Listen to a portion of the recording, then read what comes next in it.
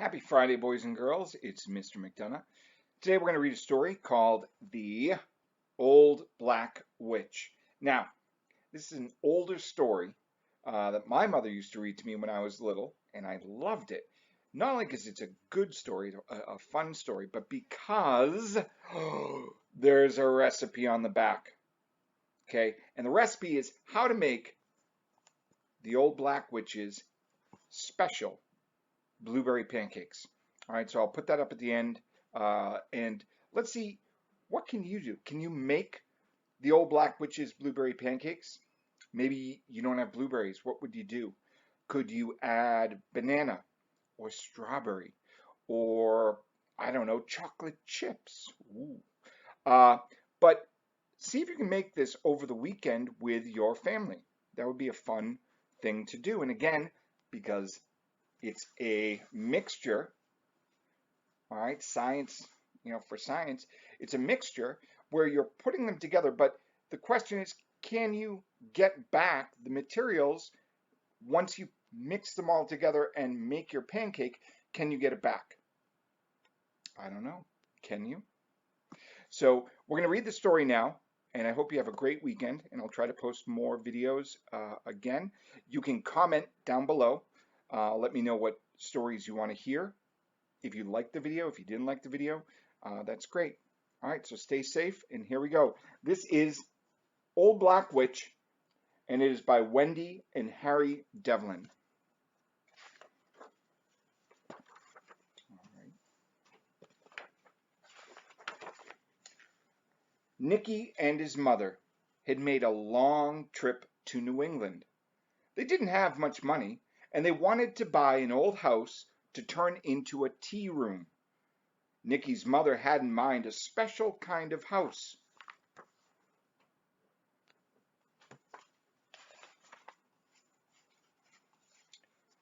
She had in mind a special kind of house for the tea room. She thought it should be old and warm and cozy. They looked and they looked for such a house, and at last they found a man who said he had just the right house for the tea room. He said it was old, he said it was warm, and he said it was cozy. He really thought it was old and broken down and dreadful, but he didn't tell them that. Nicky and his mother were too tired to even think. They bought the house. When all the papers were signed, they went out back to the house, and Nicky's mother opened the squeaky old door with the rusty key. The sun had gone down, and the house was dark and chilly. Nicky began to build a fire in the big fireplace.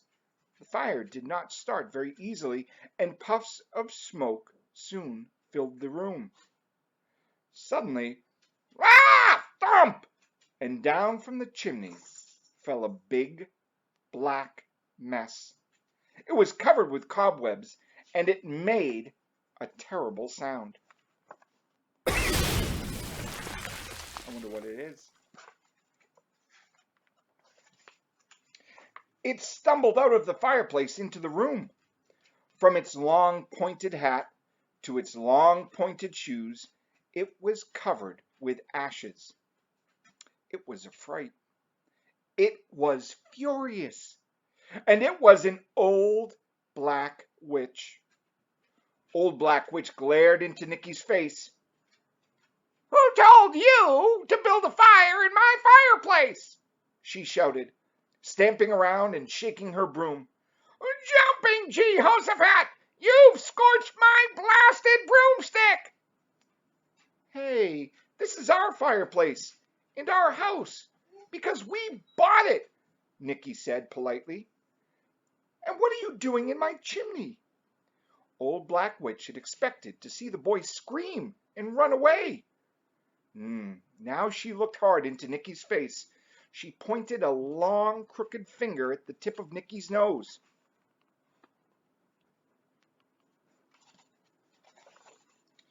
"Boy," she said, "this is my chimney, my fireplace, and my house." She looked at her watch. "Oh, giblets! I've been asleep for 100 years. Now you just skedaddle. This is my house. Scoot, Boo! Scat! Get out! Nicky's mother, who could hardly believe what she saw, now spoke to the old black witch. Excuse me. We bought this house to make a warm, cozy little tea room with red checkered curtains, bunches of sweet William on the tables, and homemade biscuits with honey. Oh, and blueberry pancakes, said Nicky.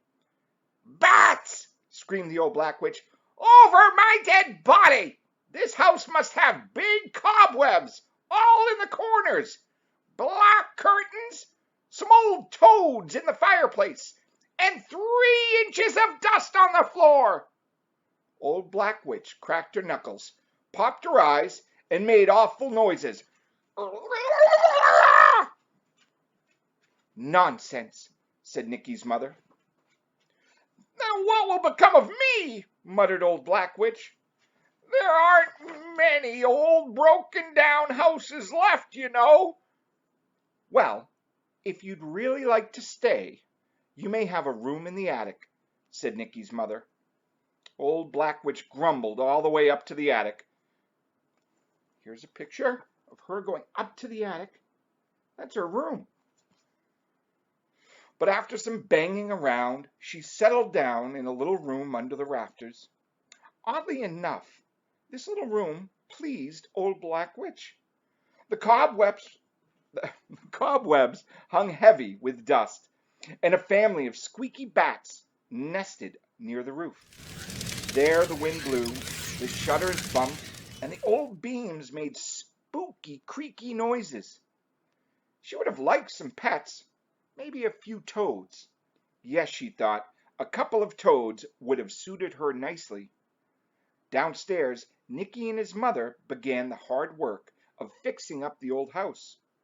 The cleaning, the scrubbing, the painting, and the polishing went on for weeks. Old black witch wasn't much help. She switched around on her scratchy old broom, flitting and flying all around, from the stairs all the way down to the corners of the cupboards, shrieking and cackling and making rude remarks about the way things were going. One evening, she sailed out through a window, so clean that she thought it was open. Crash! Oh, it was ear-splitting. She went right through the window. It was like a clap of thunder. It was so very noisy. Old black witch was hopping mad. She zoomed back into the room and kicked over. Here we go. It's a picture. She zoomed back into the room and kicked over a bucket of suds and shook glass out of her broom all over the clean floor. When Nicky scolded her for half an hour, old black witch just pulled her long pointed hat down over her nose and pretended that she was asleep. Finally, in spite of old black witch, the tea room was ready, just as it had been planned. There were red checkered curtains, and there were bunches of sweet William on the tables. The homemade biscuits were delicious, and the blueberry pancakes were the best for miles around. From the very beginning, the Jug and Muffin tea room was a success. Although people had heard that the house was haunted by an old black witch. But nobody believed that. Yet they wondered who it was that shouted down from the attic window, "Boo!"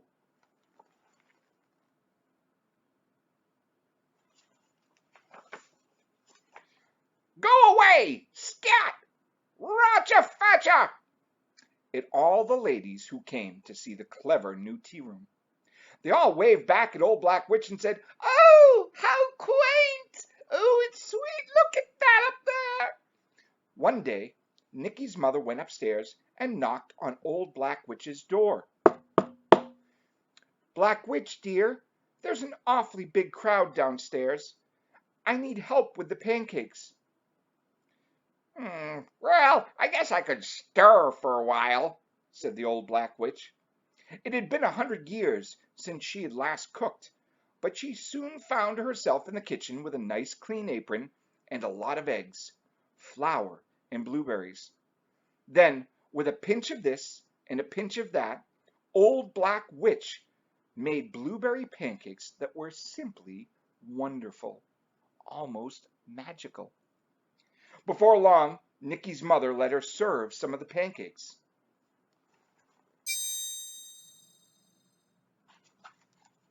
When the customers started at her, Old Black Witch asked them, "What's the matter, dearie? Is my slip showing?" Sometimes she'd cackle at them. "Don't worry, I made them myself." That's why some people were worried, but they had to admit the pancakes were marvelous. Old Black Witch was beginning to enjoy all the attention she was getting. Soon she began singing in her cracked voice as she put the pancakes on the table. Sometimes she would sing, "Boil cauldron, make a brew. What kind of berries make pancakes blue?" Or sometimes she would sing, "Boil and bubble, dance a jig. If you eat all these, you're a polka-dotted pig." Or maybe even this last one, "Snakes and snails and gophers' knees. If you think these are bad, then just taste these."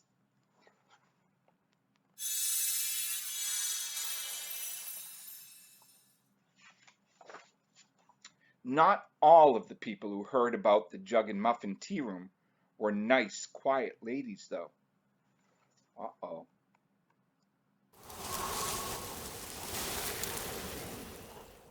Stories of the famous tea room reached the ears of two very greedy thieves who decided to pay a visit to the old tea house.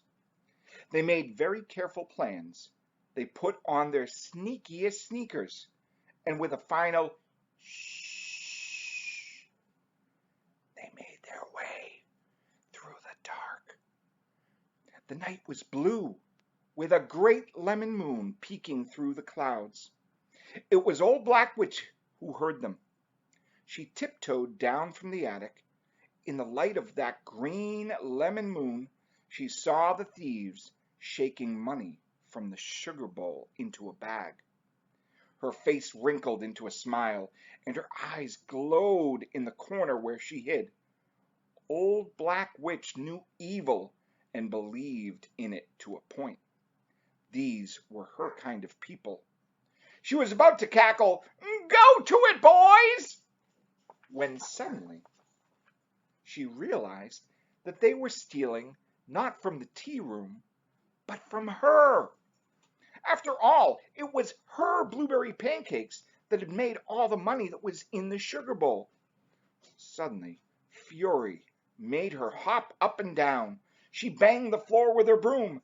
The greedy thieves were startled and frightened until they saw that the Old Black Witch was really kind of tiny.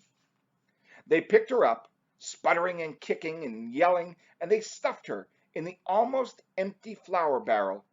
Then they went back to their stealing. However, the two thieves did not see the lid of the barrel rise up. They did not hear Old Black Witch whisper 3 magic words. They did not see her eyes cross twice and a sudden puff of smoke.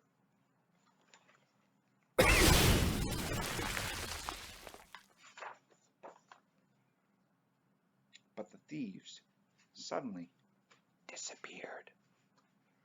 Where they had been, 2 green and brown toads blinked at each other in the moonlight. Uh-oh.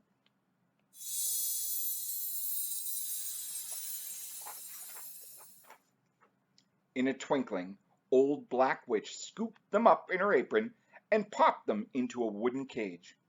From then on, Old Black Witch had her 2 strange spotted toad pets in her room. Things went along very well for everyone after that. Old Black Witch helped quite often. She demanded days off in which to be nasty, but then most witches would. Nikki's mother no longer looked tired. Nikki grew rosy in the country air, and Old Black Witch often told stories to Nikki about the bad old days. "But I know you are really a good witch," said Nikki, looking at her fondly. And then Old Black Witch would look out the window crack her knuckles, and wink at the dusty crow that lived in the mulberry tree. Bats, she would say. Bats, crickets, and snakes' knees. And there we go. And that's it.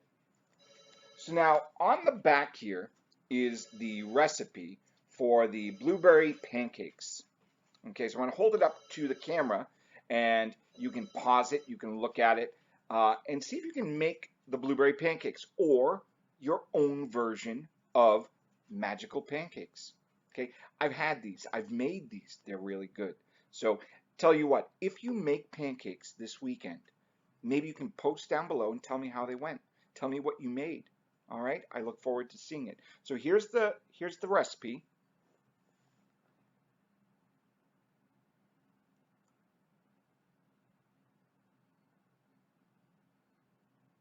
All right, I hope that's enough time. You could always pause it. But have a great weekend. Stay safe, and I will see you again on Monday. Take care.